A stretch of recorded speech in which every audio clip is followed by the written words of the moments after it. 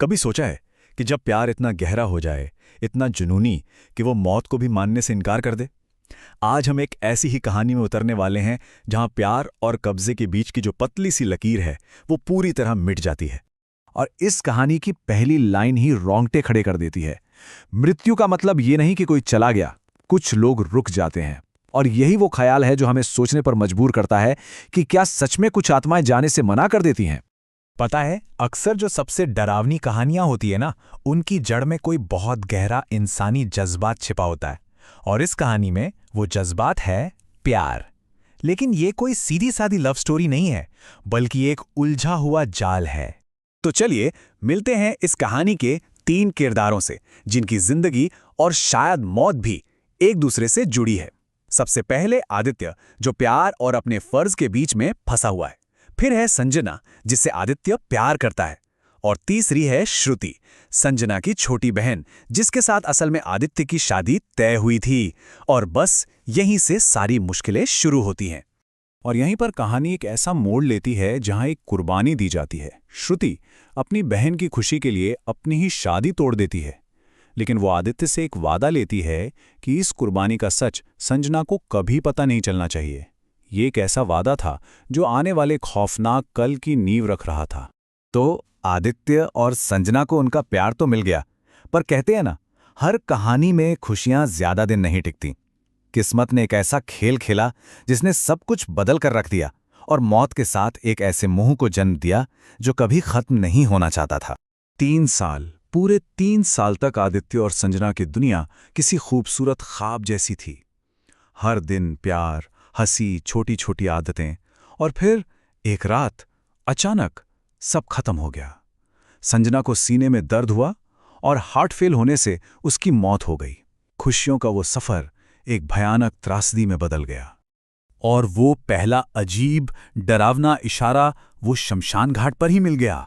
जब संजना को चिता पर लिटाया गया तो उसकी चिता ठीक से जली नहीं रही थी, बस धीरे धीरे सुलग रही थी। ये पहला संकेत था कि कुछ बहुत गलत है। और वहीं पर लोगों के बीच एक शब्द कानाफूसी में तैरने लगा, मोह। मतलब दुनिया से इतना गहरा लगाव कि आत्मा शरीर छोड़ने को तैयार ही नहीं। और यही मोह इस पूरी कहानी की धुरी बनने वाला था।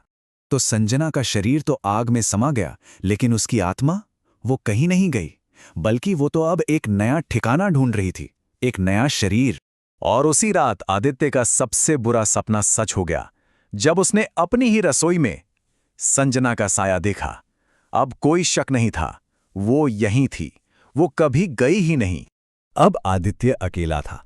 उसे संभालने के लिए श्रुति आ गई। दोनों करीब भी आने लगे, पर आदित्य को धीरे धीरे श्रुति में कुछ अजीब लगने लगा। वो ऐसे सवालों के जवाब दे रही थी जो सिर्फ संजना जानती थी।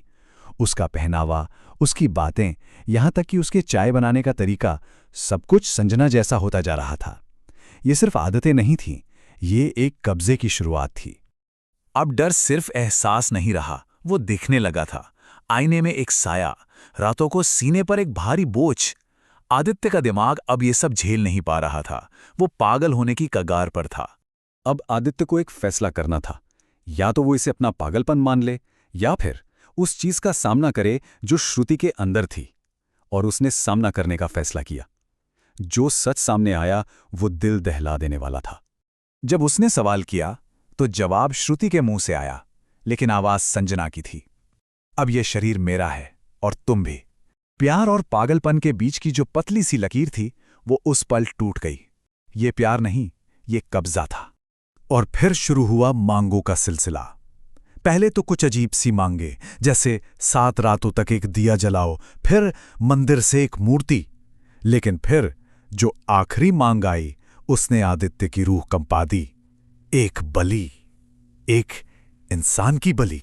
बस अब आदित्य के लिए सब कुछ साफ था। ये प्यार नहीं, ये पागलपन था। और उसे सिर्फ श्रुति को ही नहीं बचाना था, जो अब प्रेग्नेंट थी, उसे अपने आने वाले बच्चे को भी इस साये से बचाना था। जब सारे रास्ते बंद हो गए तो आदित्य ने वो रास्ता चुना जिस पर जाने से हर कोई डरता है, एक प्राचीन खतरनाक अनुष्ठान का रास्ता। ये उसकी आखिरी उम्मीद थी। वो बाबा सुदर्शन नाथ के पास पहुंचा और बाबा ने अनुष्ठान के लिए जो सामान मंगवाया उसे सुनकर ही किसी का भी दिल दहल जाए। शमशान की राख, पीपल की सूखी डाली, एक विधवा का बांधा हुआ लाल धागा और संजना की चिता की जगह से एक मुट्ठी मिट्टी। जैसे ही अनुष्ठान शुरू हुआ, अंदर की आत्मा ने पूरी ताकत से पलटवार किया। श्रुति का शरीर छटपटाने लगा और एक चीख गूंजी, अगर मैं नहीं तो कोई नहीं। ये उस मोह का सबसे भयानक रूप था। और फिर जैसे ही आखिरी मंत्र फूका गया, श्रुति के शरीर से एक काले धुएं का गुबार सा निकला, राख जैसा, और सीधा हवन की आग में समा गया। वो चली गई थी। तो आत्मा चली गई, श्रुति बच गई। कहानी यहीं खत्म हो जानी चाहिए थी, है ना? पर कुछ कहानियां कभी पूरी तरह खत्म नहीं होती। वो अपने पीछे एक डर छोड़ जाती हैं, एक अनसुलझा डर। श्रुति को जब होश आया, उसे कुछ भी याद नहीं था। उसके लिए सब ठीक हो गया था। लेकिन आदित्य के कानों में बाबा के आखिरी शब्द गूंज रहे थे, एक ऐसी चेतावनी जो शायद उसे अब कभी चैन से जीने नहीं देगी। और वो शब्द क्या थे? मोह में फंसी आत्मा कभी पूरी तरह खत्म नहीं होती, बस सो जाती है और सही वक्त का इंतजार करती है। मतलब संजना की आत्मा सिर्फ सो रही है और वो कभी भी जाग सकती है। तो ये कहानी हमें एक बहुत ही बेचैन कर देने वाले सवाल के साथ अकेला छोड़ देती है कि क्या हमारा जुनून, हमारा मोह, हमारे प्यार से भी ज्यादा ताकतवर हो सकता है? और अगर हाँ, तो इसकी असली कीमत कौन चुकाता है?